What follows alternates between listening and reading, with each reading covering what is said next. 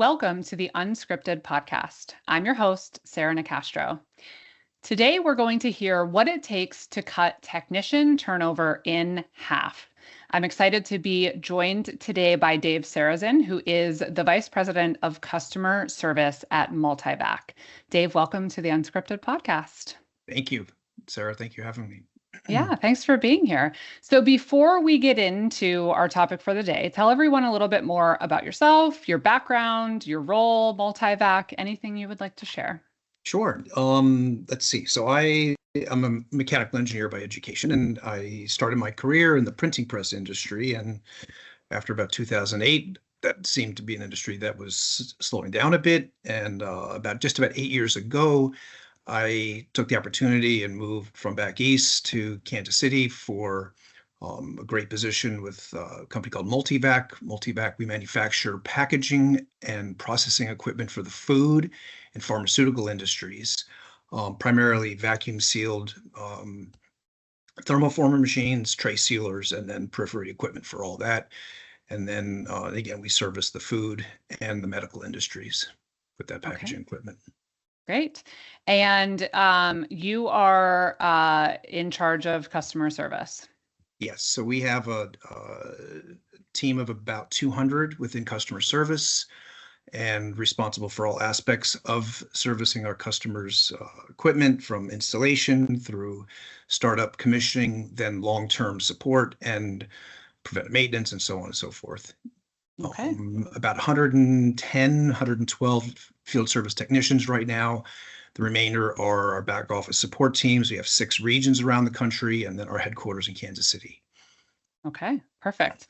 So when we connected, you shared that reducing technician turnover is really the number one challenge at the moment for Multivac. So we're going to talk about the success you've had in addressing that challenge. But before we do, can you just talk a little bit about, how this evolved into being one of the biggest focus areas for the company? Sure.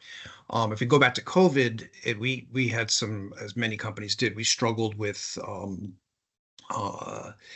retaining technicians at that point, I would say, as well as a influx of new equipment, new machine orders that we received for packaging PCR swabs for COVID at the time, and which was wonderful, except the fact that with that increase in business, and then many of our customers were losing a lot of their skills within the facilities. And I think that was I think many industries saw that coming out of that. So while we continued to hire, we just were not at the pace that we needed to be to support our customers. And that was a big problem for us at the time.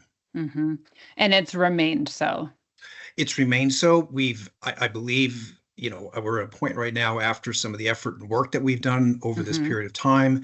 In the past 12 to 18 months, things have stabilized, and really the focus is retention at this point. It's one thing to be able to hire. The other thing is to be able to retain and keep that as a stable workforce for us in the field. Yeah. Yeah. And this is a very common challenge among our audience.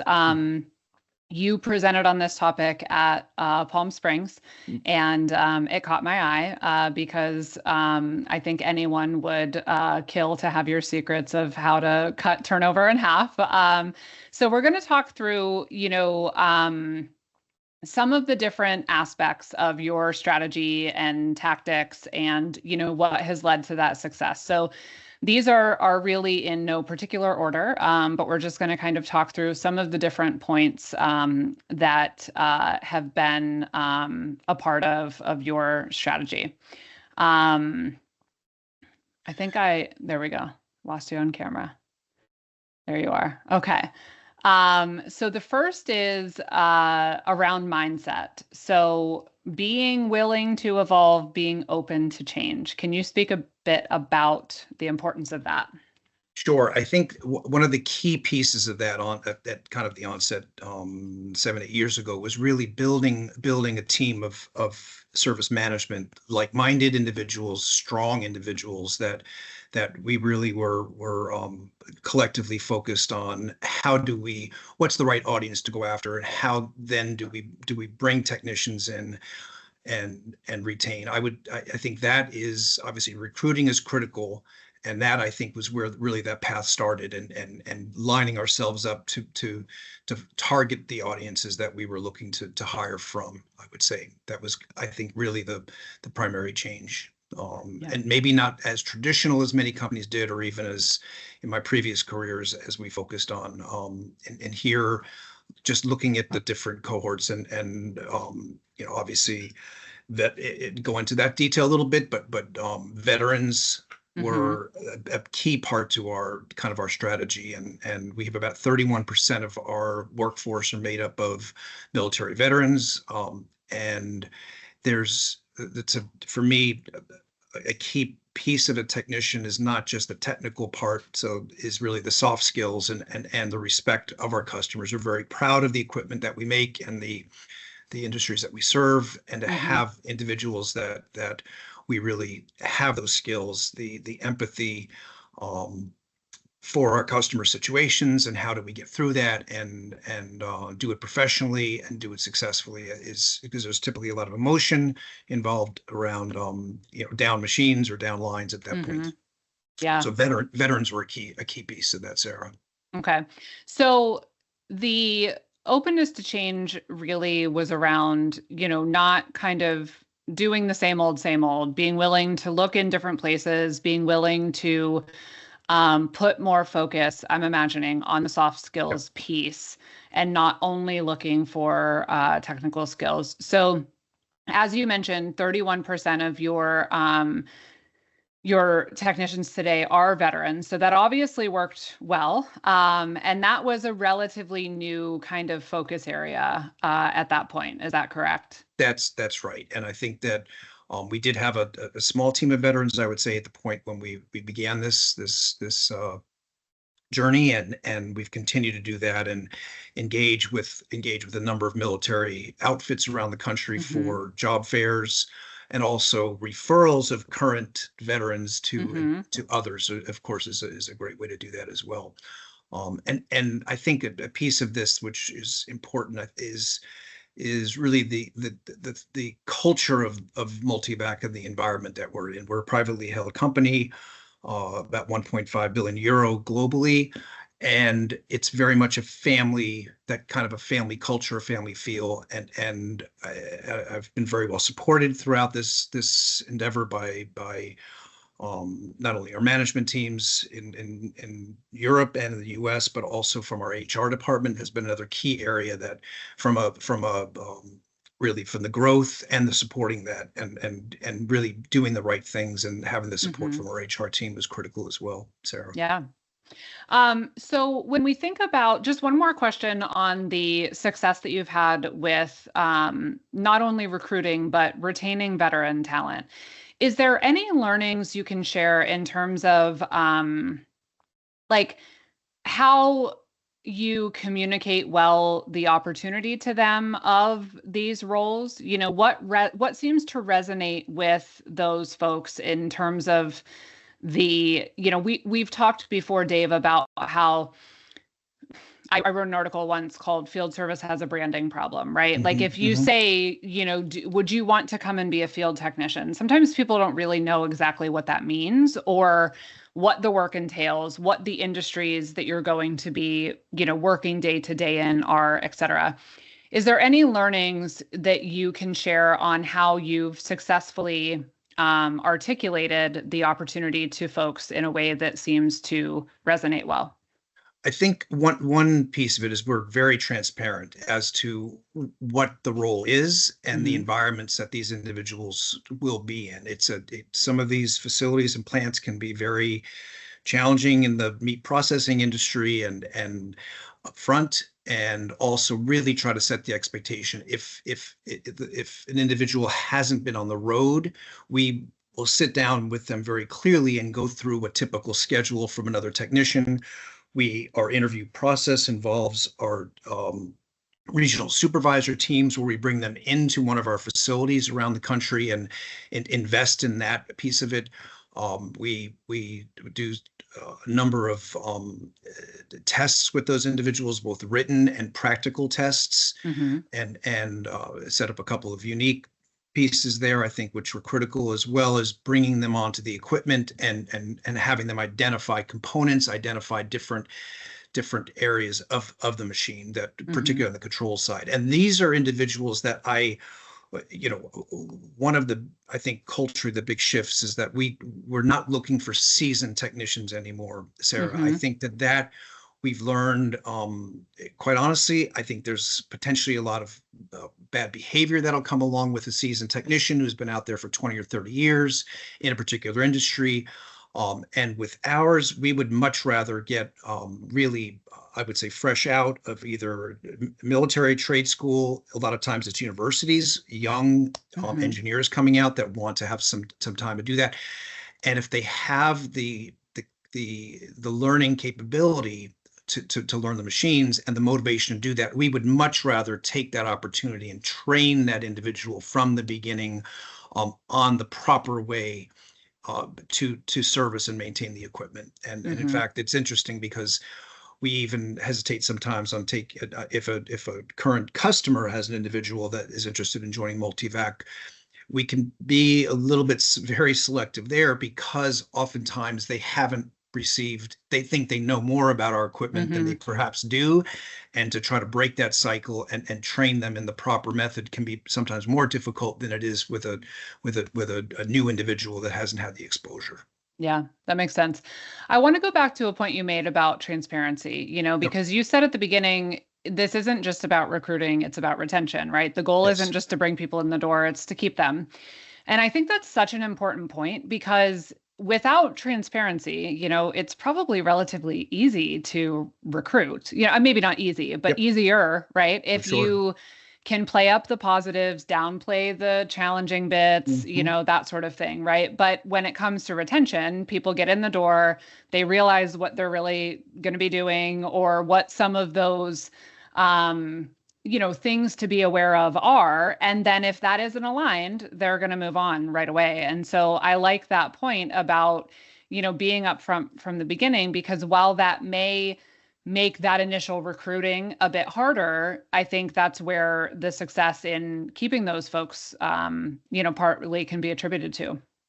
Completely understand. I think that you have to have, it's really with any role, any position, but I think particularly these, which can be in very difficult environments, you have to paint the picture for what it is. And an employee, from transition from a candidate to an employee, there should be no surprises when that now employee begins with a company. That's something they didn't understand or didn't know or didn't realize about the role or the position, whether it's the demands, the environment, the expectations, and so on and so forth. And that to me is just the transparency that has to take place during that recruiting process. Yeah, that makes sense. You mentioned support not only of the executive team, but with HR specifically. Can you talk a little bit about, any hurdles you overcame, or, what has made that relationship successful? Again, this is a conversation we've had before about, sometimes in service, we know, what's going on, what we may want to change, how we may want to change things, but if that understanding isn't shared clearly with HR and we don't have that good working relationship, then you end up working toward two different objectives. So how did you develop that successful partnership? What we found, and we do have a dedicated recruiter within our HR team that does focus on for the service department, primarily with technicians, and involve them in as much, not necessarily the technical piece of it, but the environment. And they will do the initial contact with a candidate, and that we also use third-party recruiting firms and such. But by screening at that point with an individual in the HR department that truly understands what the role is and understands our criteria, naturally the hiring manager's criteria is critical. But again, having that initial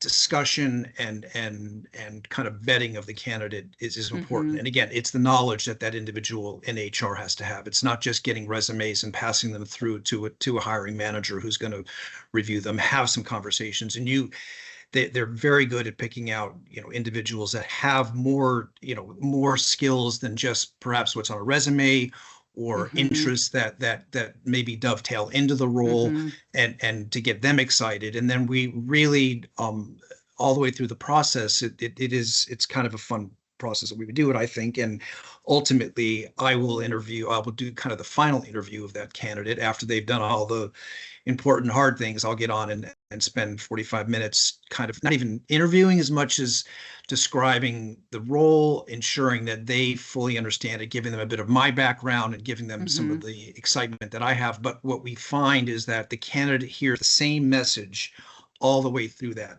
Mm-hmm. process, right from the beginning at HR.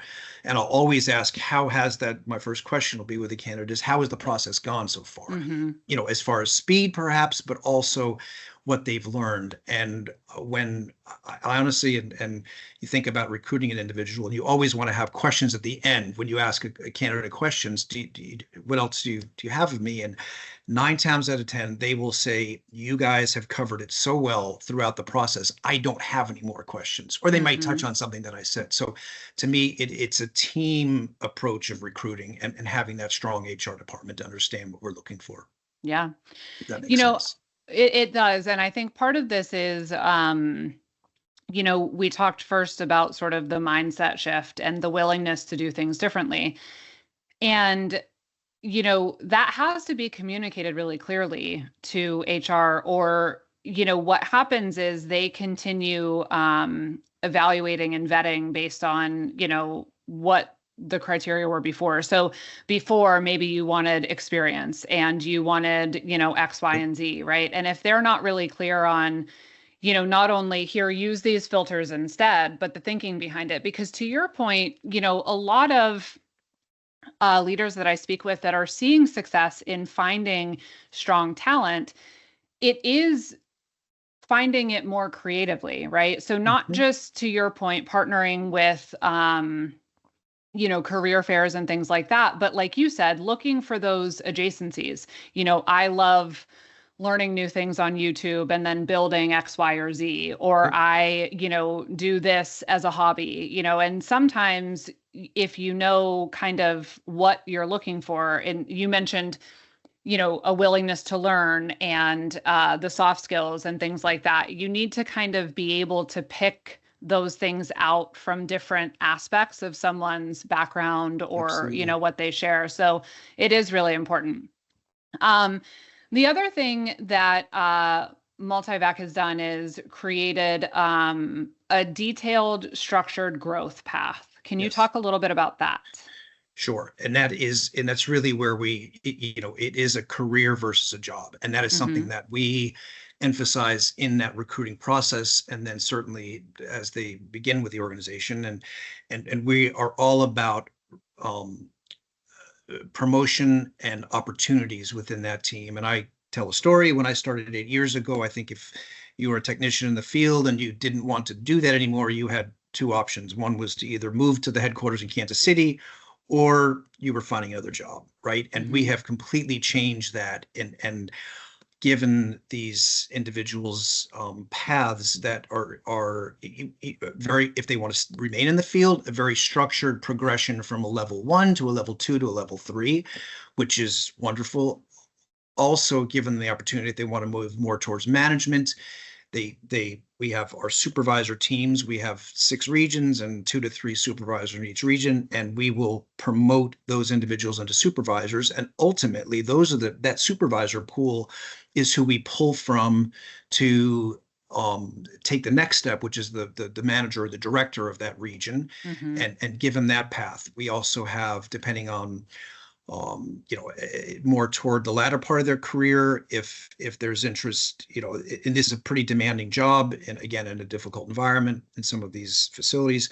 But if they want to continue on and be on help desk, we have 12 help desk individuals that are former technicians that Mm-hmm. that do that from their homes around the country. We have specialist roles where in certain areas of our equipment, which are more complex, we have about 12 individuals who are focused in that area, and that's a progression there. We also have what we call CSRs, customer service representatives. We have a sales team of 11 individuals within the service world selling our aftermarket.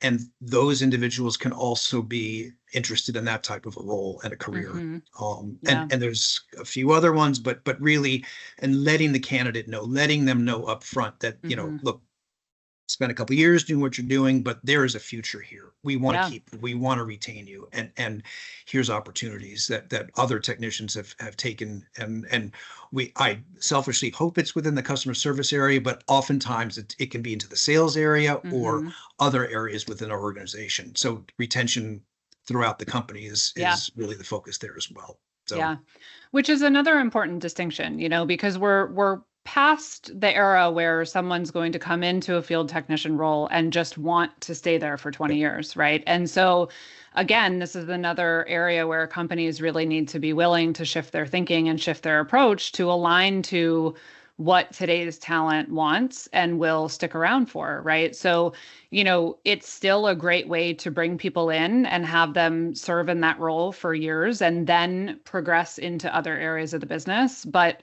retaining the talent overall versus retaining the talent in that specific role is, you know, a greater likelihood. Completely. And we have our regional directors do have one-on-ones with those individuals on a frequent basis, and we will talk about that career opportunity, right? We'll discuss that, you know, what are your next steps? Where are we at? What kind of training, additional training might you need to get to that next step?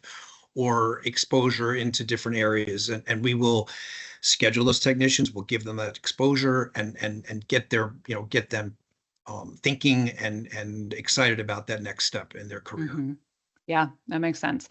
So another really new and exciting thing that you've done is create a new apprenticeship program beginning about 2 years ago. Yep. So can you talk a little bit about, you know, how that works, what it has required, and, you know, what you've seen as a result? Sure. And this is just a little over 2 years ago. We endeavored down a path of creating the apprenticeship program. Our European headquarters, it's very typical in Germany, for example, to have apprenticeship programs. We decided to take it on a much smaller scale here, but we brought on 6 individuals from local trade schools or high schools that were interested in learning about field service. It's a 2-year program. The first year they spend entirely within the Kansas City facility in our training area. We have a very well-equipped training area. We have one particular trainer that was hired just to do this and focus on these individuals. Also in our shop, in our manufacturing area. So we'll split that first year amongst those 2 different areas. They get a good exposure of the organization. Year 2, we begin to put them into the field and rotate them through on basically about 1 month per region, and they kind of circle around twice throughout the different areas of the country. They work alongside with the technicians. They're not on their own at that point, certainly, but they are, you know, paired up with a senior technician who we've identified ones that truly want to mentor and support and embrace that quite honestly can be younger, somewhat inexperienced individuals. And we didn't know where it was going to end after the 2 years. So the idea after 2 years is that they would go into the field. We didn't know if they would be full-fledged technicians, if they would still be at some different level that continued. We were fortunate that all 6 of these actually passed those tests to be in that we call FST level 1 role. And they just in June, a few weeks ago, we dispatched them into the field. So now they are around the country in those teams around the country. And then so year 1 is we get through year 1, and then we have a second hiring going on. So we always have 2 groups going through the program. So one's in the training, one's in the field. Exactly. Yeah. You know, I love this, right? What I can imagine some people thinking is that's a lot of work, that's a lot of money, right? And I'd be interested in your take, but I think it takes us right back to point 1, which is willingness to change. The reality is, sure, 10 years ago, you didn't have to do something like this. You could figure it out. You could find the skilled people and you could bring them over, and, that doesn't exist anymore, and so getting creative is important, and so is being willing to put in more work, so what would you say to people that are maybe hesitant to Sure. make that type of investment? Well, I think 10 years ago or longer, many service organizations were cost centers and not profit centers, right? Mm-hmm. And I think that has been, we will about 45% of our overall revenue this year will come from our aftermarket, our customer service teams. That's our spare Mm-hmm. parts and our field service. And that is such a big contributor to the bottom line at the end of the Mm-hmm. day for an organization. And I think if people can look beyond that and see the potential revenue, and we honestly anticipate within the next 2 to 3 years, it will equal our new equipment sales and then ultimately surpass the new equipment Mm-hmm. sales. So I think if you have that long-term vision of investing today for where you're going to be tomorrow is critical. And I can only emphasize to folks that you have to make that investment and you will get there. It's almost a given nowadays, right? Mm-hmm. If you execute it correctly and the revenue at the margin levels that we're seeing with field service and spare parts, right, it's a huge piece that doesn't happen overnight, but you have to get ready for it and Yeah, prepare and invest for for sure. sure. So the other part I want to talk about, you said from the beginning, this isn't just about recruiting, it's about retention. And Yes. we've talked about some of the, I guess, programmatic Mhm. aspects of how the organization has evolved to offer those career paths, to be transparent in the recruiting process, all of these different things. But you and I also talked about the importance of employee engagement and experience, and these things I think get a little bit trickier because they're maybe less programmatic or less prescriptive and a little bit more their own type of soft skills, right? But very important. So I want to talk about a few. So one is communication. Yeah. So can you talk about the importance of communication and how you make sure that stays in focus at Multivac? Absolutely. So again, coming back to that team of leaders within the service organization and that culture that we have, we communicate. It's you can never have too much of it, and we take on very specific areas of that. I mentioned earlier, we do the one-on-ones. We also have a biweekly teams call with each of the regions and all of the technicians and their leadership on there. We go through their situations, their technical, maybe they're on job sites and talk a little bit technical, but we also ensure that we go through any company updates, anything going on within the department or overall or industry perhaps sometimes, or what we're seeing in the field from competitors. We talk and discuss that in a very open form, and it can be somewhat structured at the onset, and then we really open it up to just general dialogue. I will participate in that as often as I can, but really letting those technicians feel like they're part of the company, right? And one thing that we're very proud of, and we do 4 employee surveys per year within Multivac for all our employees. And for me, the most important of those surveys is our engagement survey, which annually, and it's quite remarkable because overall the company has very high engagement, which is great. I think that's overall great for the company, but Mm-hmm. when you do a heat map of the different departments and areas for the 4 years running right now, the highest level of engagement has come from our field service teams, which is Mm-hmm. pretty remarkable. And I think that's something that is almost counterintuitive. They're not in the building. They're not Right. seeing each other on a daily basis. Oftentimes, our technicians, majority of their jobs they're by themselves, quite honestly. Mm-hmm. They're not even with another colleague. So to see them feel that engaged and that connected with the company, and monitor that, and any areas that we do see that need some help and focus, we will take that on, and they see that difference, and we really are proud of that fact. But also we'll tell them we act on those surveys, right? Because we have to get that information, and it's important for us, and Yeah. that's key for Yeah. sure.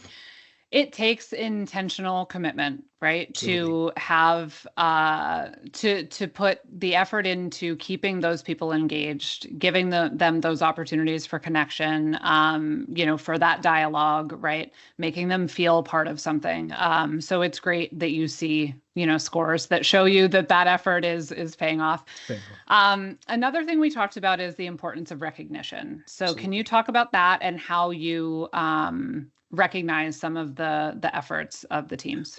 I think we all know in customer service, we don't often, most of the feedback we get usually is when there's issues or problems or challenges and so on. But it is nice to see we do get some nice feedback from a customer, and we will do a number of things with that. We do have a within all the regions, and in our headquarters in Kansas City, we have a couple of monitors that we post any emails that come in, or any attaboys, or any good job, or really from our customers, and make that known.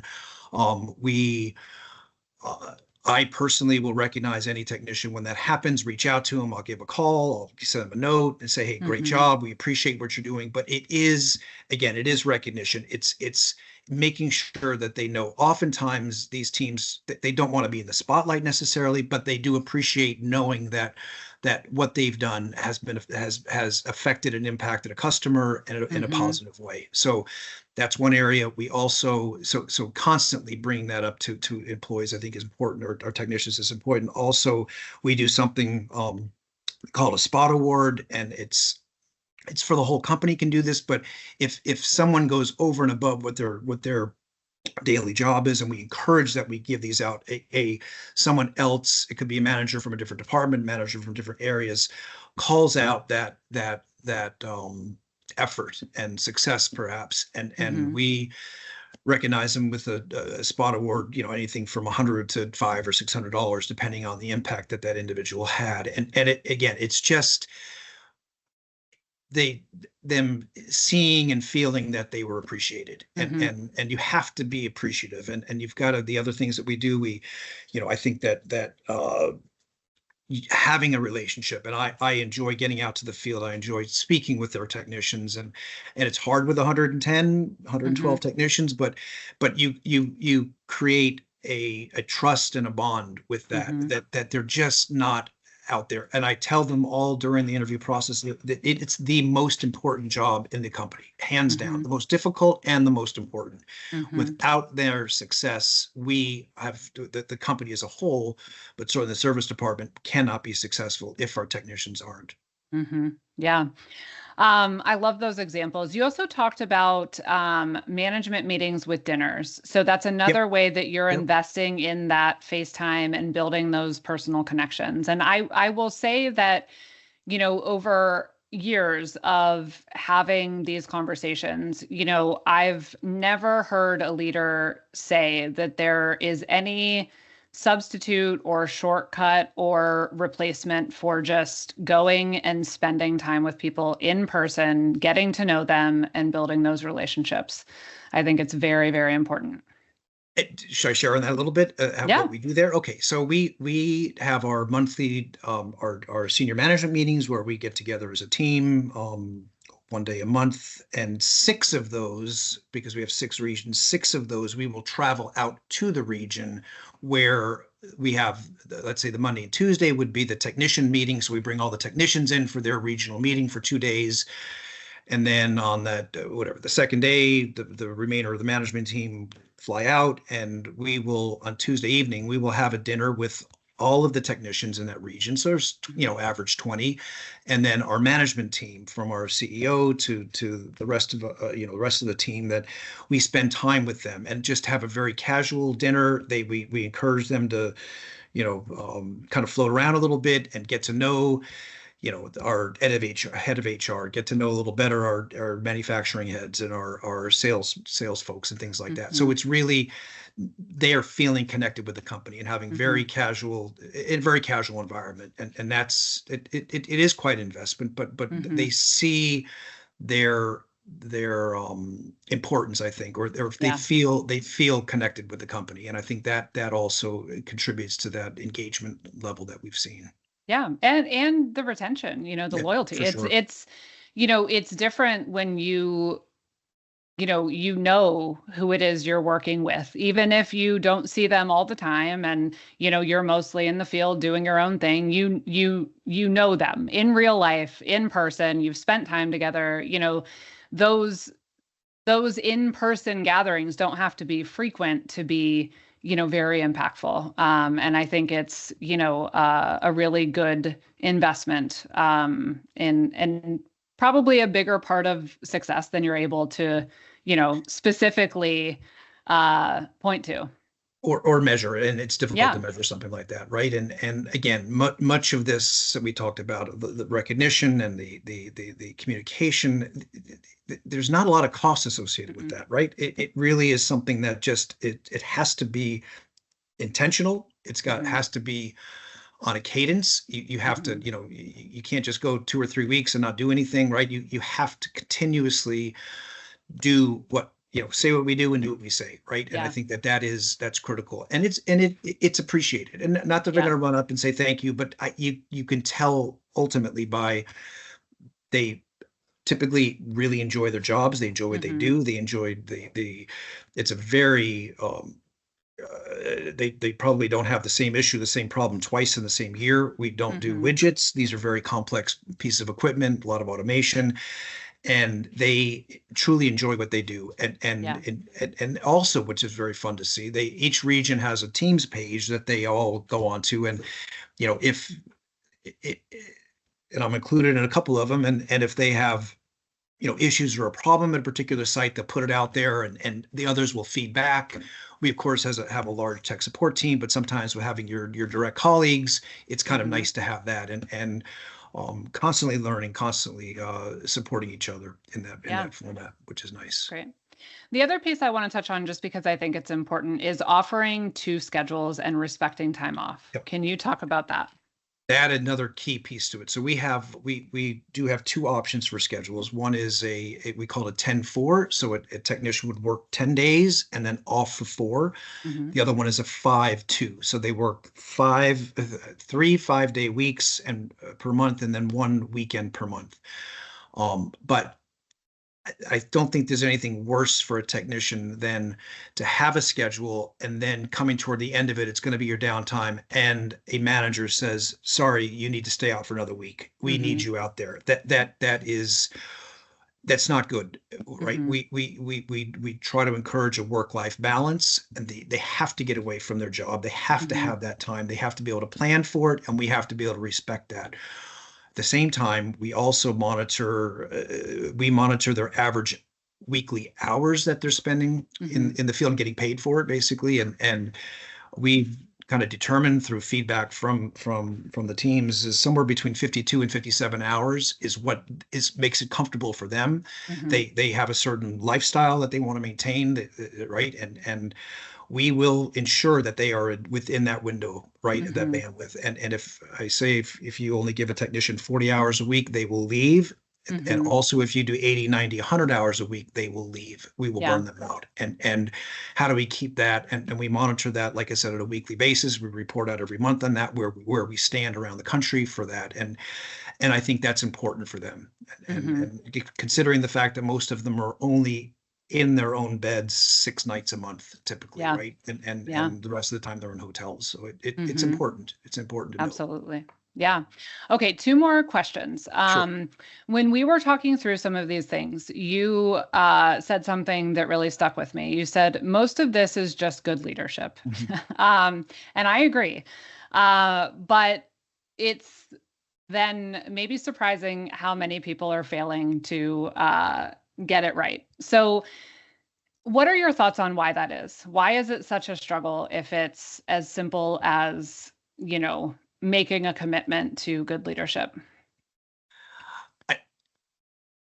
I do think it is about building a team, which Mm-hmm. took a couple of years for myself to build a team of, one would say, like-minded, or having that same similar expectation across the board, and a very, and if we do have it, we've often, the last couple of years, we've grown from 4 regions to 5 regions to 6 regions. So we've had to hire, whether that was promotion or was from the outside, hire directors for those regions. Mm-hmm. And it's bringing in that individual and interviewing individuals that are going to meld with that team and be Mm-hmm. that same mindset, and kind of those same expectations, and have that same criteria for what does success mean. Mm-hmm. Building that team and then letting them do their jobs, giving them the bandwidth, right? And I do like to delve into issues and challenges. I'm not a micromanager, but I want to be involved in what they're doing. I want to get in, here when the problem is coming before perhaps Mm-hmm. it'll escalate with the customer, right? And having that trust amongst each other is absolutely critical. And I think Mm-hmm. that begins, we don't have a competition amongst the regions. We're very much, we share resources amongst regions. So it's just a good environment, and with Mm-hmm. like-minded individuals that are passionate about what we do, and Yeah. and put the time and effort into it, quite honestly. Yeah. That's critical. Um, all right. Last question is just, what would you say the biggest lesson learned is that you can share from, putting this focus in place and making all of these changes? I would say that comes back to the comments earlier about an engaged HR team, Mm-hmm. Sarah. And we, when there when there is an issue with a technician not performing, perhaps, or poor behavior, or wherever it might be, that region knows what's going on. That region Mm-hmm. is very well aware that they have an individual on their team that doesn't stand up to the rest of them. And I've seen companies, and I've been with companies in the past, that allow that to happen because we not having the let's say that the confidence in the HR, within the HR department, to support a move, Mm-hmm. to move that individual on, quite frankly. and Mm-hmm. and and the value that one gets as an organization. And honestly, it's unfortunate for the individual. It's probably the best for that individual that they move on, but the rest of the team sees the decision that was made. Mm-hmm. They fully understand why. I can't recall a time that we've lost an individual and somebody said, why in the world did that happen, right? Right. People know it. And I think you can destroy the morale of a company or a team when you have a poor performer, that someone else is going out after every job and cleaning up something unfinished on that job, or something that was done Yeah. incorrectly. And that's frustrating. And when people get that, those technicians see that happening, that's not positive for them, right? But to have to clean up after someone, so to speak, right? Sure. So it's a strong HR department, is quite Yeah. honestly, to It's me, a is good point. I key. mean, having a strong team like this that people want to continue to be part of is, you know, promoting, rewarding, recognizing what you do want, but also being unwilling to tolerate people that aren't going to put that effort in, right? Because it's unfair to everyone Absolutely. else. Yeah. Absolutely. Really And good they know it. points. And they Mm-hmm. know it. They Yeah. absolutely know it. Right. Yeah. So it's All important. right. Well, Dave, thank you so much for coming and Well, thank you, sharing all Sarah. of this great knowledge with myself and the audience. I appreciate it. I appreciate you very much. Thank you. You can find more by visiting the home of the Unscripted podcast at futureoffieldservice.com. The podcast is published in partnership with IFS. You can learn more at ifs.com. As always, thank you for listening.